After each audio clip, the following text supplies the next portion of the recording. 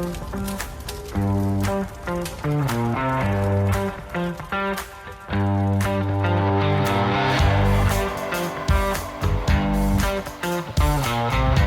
and welcome to Fire Headlines, where we cover the hottest topics in fire service news.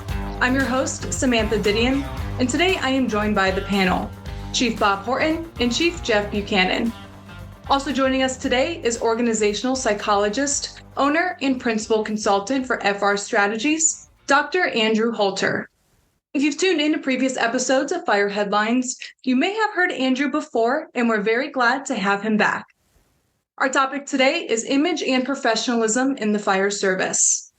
The Los Angeles Fire Department has recently sent out a survey through social media asking for the public's opinion as they revisit their firefighter tattoo policy.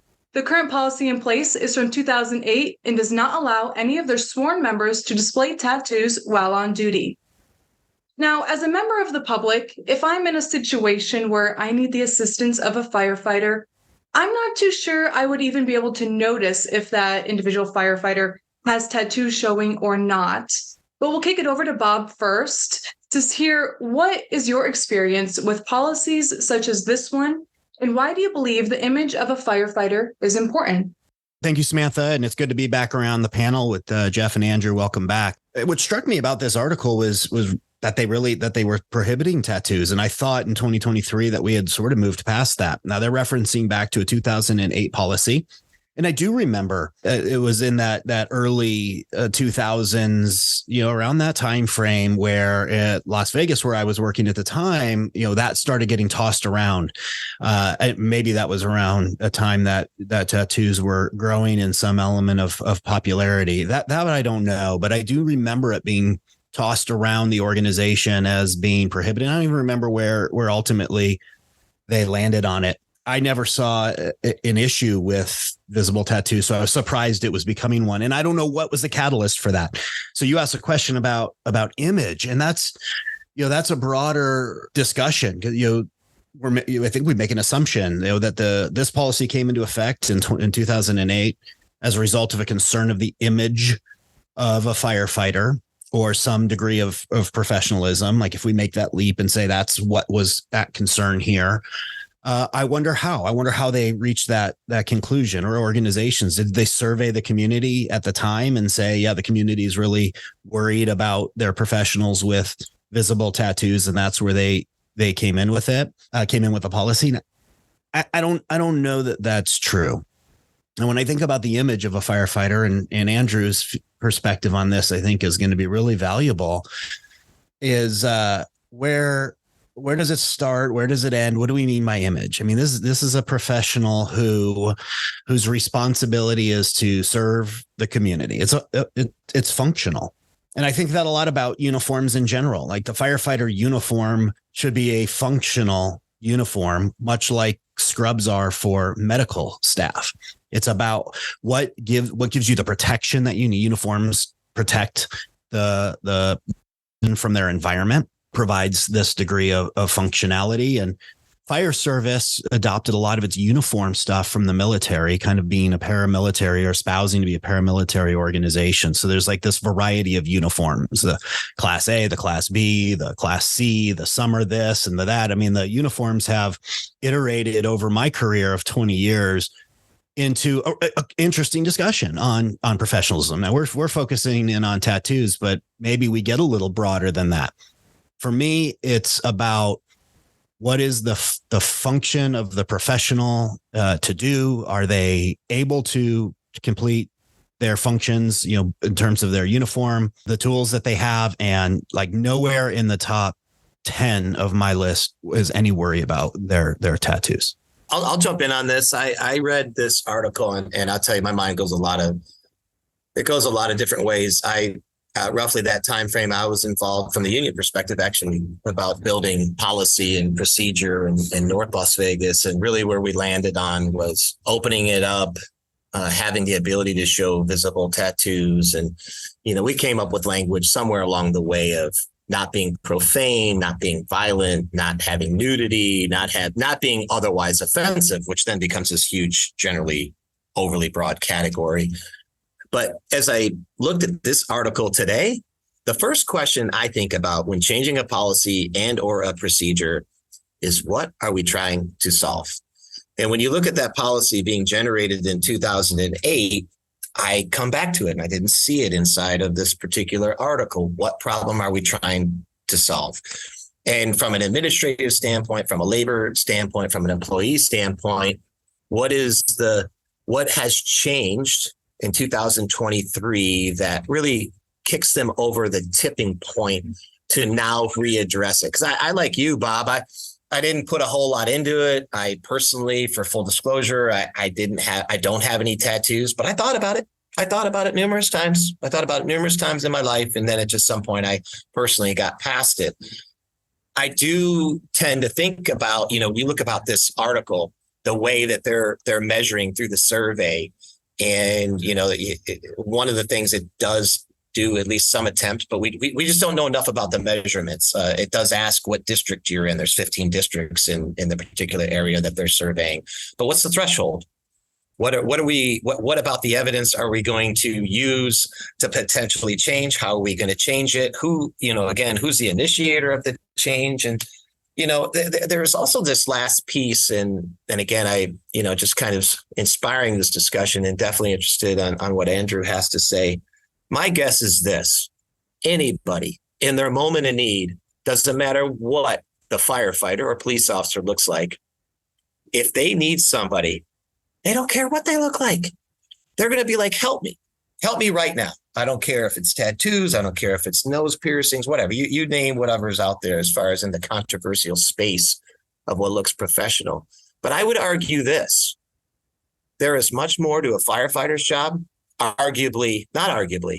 much more to a firefighter's job than actually doing the job of firefighting. They're out there in the community, they're doing business inspections, and they're doing all of these things that they do count on a piece of image in order to be effective. And Bob, you said it. Yes, fire departments, police departments chase this paramilitary organization, this structure. And I think that they are trying to capitalize on image, because you're right. A Class B uniform with the bling on it and the badge, and that isn't about functionality. That is about portraying image and potentially authority. When, you and I are big fans of Cialdini and persuasive techniques, and authority could be a piece to that puzzle. But this is a really rich topic. I think it's interesting. I am really curious about what are they trying to do with it? What is the result? Are they short on people? Do they have bits and pieces of the community saying, hey, I would feel more comfortable at having more people with tattoos, because in this section of the community, there are more people with tattoos. It just, it felt like, I don't know. I felt like it didn't have a lot of focus, but it just got a lot of really interesting ideas for myself generated. And yeah, I'd definitely like to hear from Andrew from an organizational development standpoint, how it plays with him. Jeff, there's a lot of ways to look at this. And the first way that I kind of jumped at this was to look at the research that's out there about perceptions of employees and organizations with tattoos and everything. And what's really fascinating, based on the timing of when this policy was put in place in 2008, through research, you can actually see the shift happening over time in the early 2000s and before, where tattoos were generally viewed negatively by customers or consumers, regardless of the industry. They left some sort of negative impression. And then since about 2005, 2006, you've started to see research kind of mellow out on those findings. And now we're at the point here. I just looked at a study from 2022 where there was almost no negative reaction from people with tattoos or without them on people in a professional setting or a service industry who were interacting as a customer with somebody, an employee who had tattoos. The only ones that seem to still trip the circuit breaker are if folks are really covered, if it covers a large body surface area, or the tattoo itself is very large, or it's on a very prominent part of the body.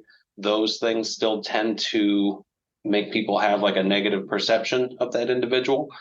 But otherwise, it looks like that that as time has gone on, we've started to really accept tattoos in society a little bit more than we did, 15, 20 years ago. Yeah, that's interesting, Andrew. And you had said that, where was it focused at? Was it in this, did I hear you say the service industry? Yes. Yeah. That one in particular was a service industry. There was one that was real specific in 2016 in Canada on with a sample of dental hygienists, and small tattoos had no reaction whatsoever from patients. They didn't seem to perceive small tattoos as negative or positive one way or the other, but large visible tattoos still negatively impacted patient perceptions. However, it didn't influence whether or not they would want to come back to that organization. They may have had a negative perception about the employee on their professionalism with large tattoos, but it didn't affect their actual perception of the organization or the care they received. Yeah, if you tie it back to this article and specifically where they're going, I think that is super, super interesting, because what you might conclude from what you just said is the survey looks at a ring tattoo on your finger, small. It looks at a small tattoo behind your ear. Again, repetitive, but small. But to what you've just explained, larger tattoos, sleeves, maybe those still stay covered up, but then they allow these new smaller tattoos to be visible, and then it's a perfect match. And again, it'll be interesting to see, is that where they're looking to go, or are they looking to get rid of the sleeves altogether, which then there could be more questions, and marrying it up to your research is exactly where they should go. I think that's exactly where they should go. It's interesting, again, because to what some of the points that Bob made, you talk about these functional jobs, and generally speaking, we think about police officers, firefighters, even the military. In military, you think about them as being combatants and being in an area where functionality is key. You think about police officers and firefighters in the same way. I can't speak to law enforcement and obviously the military as I can to the fire service, but in the fire service, as busy as individuals are, they spend a lot of time in other facets, again, doing business inspections, community involvement, public education, other community risk reduction type efforts. And, there's this sort of interconnection of, does the same policy make sense on both ways? Because maybe it draws this parallel of, hey, if you're running on a call, doesn't matter, t-shirt, tattoos are all showing. But if you're in one of those other settings, maybe that's a differentiation in the policy. I don't know. A lot of different ways this can go. What are you thinking, Bob? What are you thinking as this whole thing unfolds? I didn't, even when I read this, I didn't start to think about the nuances of I was really like tattoos or not, is the policy. But this starts to unpack, okay, what tattoos are okay, or which ones might not be. And I didn't think about it that granular, and I don't even know that we need to. I just don't know that matters. And my experience, here's my non-scientific experience of working in the field for a number of years, which is about as scientific as this collection of information they're getting from the community. I don't want to dismiss asking the community for feedback on work that you're doing. I don't care for how this survey is designed, and maybe we'll get to that in a second. But here was my experience. Never have I ever seen a firefighter in a call that I've been on be asked to leave because of a tattoo that they had on their body. And I've worked in all kinds of different areas. So that just, to me, it just seems like a completely unnecessary. I tend to side, in here, some arguments are made about folks have to wear covering. So a long sleeve shirt to cover their tattoos in lieu of a short sleeve shirt. And places where it's hot, they're sort of making this argument here. I tend to buy about heat related issues. They're talking about response challenges and what, again, that's to the functionality I was talking about earlier. Lack of acceptance of inclusion is an interesting piece I hadn't really given any thought to, but I think there's some credibility to that. I went through like a shorts era, not me personally. I didn't want to wear shorts and I didn't have to, but a lot of the organization did shorts. That's a controversial topic probably for another podcast of whether or not shorts is, if we're going to talk about image or professionalism, I'd much rather see, pants on the professional firefighters than shorts. But I'd seen all kinds of the tattoos on the legs and the arms and the what have you, and just nobody is rejecting those. I do want to point out, though, for those that are listening to this, that it is real explicit to exclude out from the conversation offensive, extremist, hateful words or images. This organization, both labor and management, agree those are off the table. That's not what we're talking about. I don't know how much wiggle room there is in determining that. I'm sure there is, because it seems like no policy is that easily cut and dry. But it isn't like you've got the nudity or something like that that's offensive that we're talking about. Those are out. Those are out completely. I am much more, on the topic of correlation to professionalism as it relates to this image, uniform, whatever. And this is just because I'm old school. I'm much more bothered by the baseball hat, flat bill, slightly turned to the side with the sticker on it. Like that to me, as a chief, I think that's probably where I draw the line. Like, that's not how we wear a baseball hat in this organization. But like I said before, the tattoos just were nothing that ever bothered me. And it surprises me how much time administrators spend working on something like this. And Bob, you mentioned the survey that the LA Fire Department sent out. So Andrew, I wanted to hear some of your thoughts on this. Specifically, one of the questions asks the public, do you feel that an LA Fire Department member would provide less of a service if they were displaying tattoos on their body? What are your thoughts on this question? Do you think that the public has a strong correlation with the service provided by a firefighter that has tattoos showing? I would not suspect so whatsoever. And to Bob's kind of teaser a minute ago, there definitely are concerns about the survey. I think they are. If I had to take a guess here, they're trying to thread a needle and prove something that they already have in their minds to prove. They're just trying to validate it so they can move it forward. Because these are really specific questions when it refers to the ring tattoo, the behind the ear tattoo, and the hand tattoo. And they're not very scientific. We're not trying to gauge the real perception by saying, things like I somewhat agree or somewhat disagree with statements. We're asking straight on questions and yes or no answers, which doesn't really give people a lot of flexibility to voice their opinion. And so I wouldn't be all that curious to see what they give back on this, because I'm sure it's going to affirm the beliefs they already have, which is that the tattoos are okay. I got to jump in here, and I got to pour on with your yes. It looks like the way that the survey was designed was absolutely engineered to confirm what someone is already suspecting, and even to that question, I would playfully refer to as silly. I could come up with a lot of other words. To even cast a question out there, do you think like someone with tattoos provides less of a service? Of course, people are going to say no. Why even put that in there? It's almost like too much of a meatball.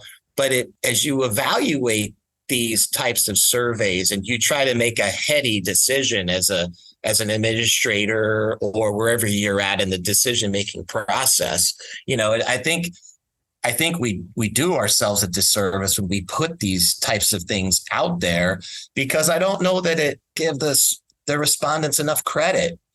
I don't know that it looks good, right? I mean, it seems rather obvious that there's just this attempt to try to change the policy and let's use evidence. But when it's engineered in such a way, it just seems insincere. And I think a better way to do it, why don't you go out, if it's really that important and you really want the community, do focus groups in each one of the 15 or 16 community, get some chatter going, and then make a call. I don't know that it necessarily hits what they're trying to do, in particular with the way the survey is constructed.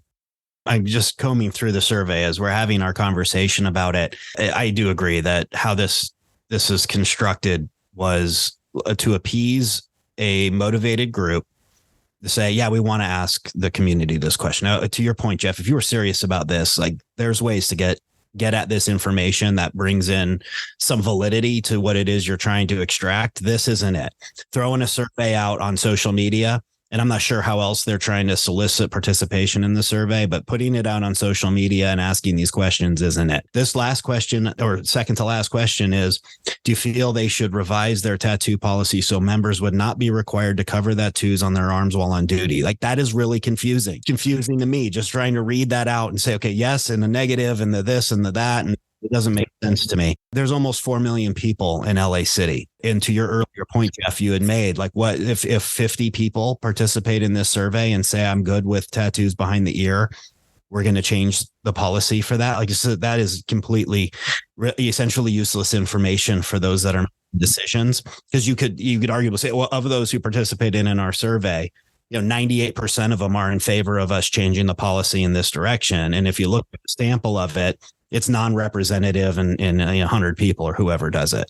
And then furthermore, the political, angle to what council district do you live in? Like, that right there tells me some of the sub story of what's going on here as well. Like, there's some effort to try to influence some area of the council. People don't know that. Now you've got to do your own homework and figure out what council district you live in, and try to add that to this survey. And then my last point on that is it looks like I could fill this out. I don't know how they're controlling for anybody who could weigh in on this particular survey that's outside their district. So the survey piece is, I think, an ineffective way to garner some community support given this circumstances. I would just look at broadly, what problem was the tattoo policy in the first place trying to solve, Jeff? I think you ask a good question there. What has changed since then?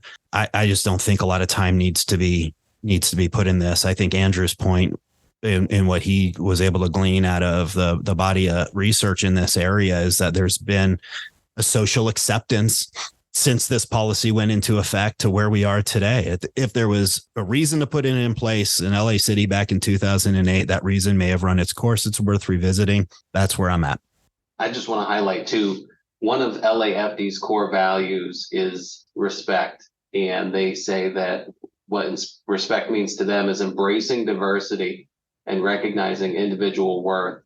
And so there's definitely a part of that too that has certainly come to light, in the past few years. One of those studies that I mentioned earlier was about dental hygienists, and people with tattoos actually preferred going back to that dental practice when they saw other dental hygienists there, or even the one that was working on them having had tattoos. So there's always that plus side to seeing yourself represented in the organization that's serving you. And so I think if we're looking for that inclusion piece as well, I think that's part of the puzzle that hopefully they're trying to look at as they move through this. All right. Well, I think those are great points for this discussion today. Thank you, Andrew and Chiefs, for joining us today. And thank you to our listeners for tuning in. A link to the article we discussed can be found in the show notes. And if you haven't already, be sure to subscribe. And if you have a question for the panel, please reach out to us at fireheadlines@wfca.com and let us know what's on your mind. We'll see you back here next week for more Fire Headlines.